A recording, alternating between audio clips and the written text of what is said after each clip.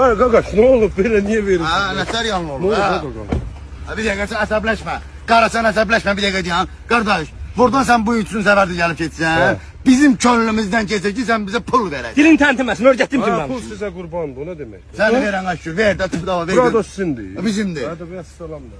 Ha, nağıraq. Narahat olma. Mən nağıraq. Narahat olma, mənim. Nə qədər lazımdır? Əbr 10 min. Of zəhmətlidir, sürərsən ora bir 10 min verərəm, bölərəm aylığa da xırda ödəyərsiniz. Mən bir söz deyim, Zakıya maşına görə hörmət qoyan oğlana mən hörmət qoymuram. Zakının Pradosu var.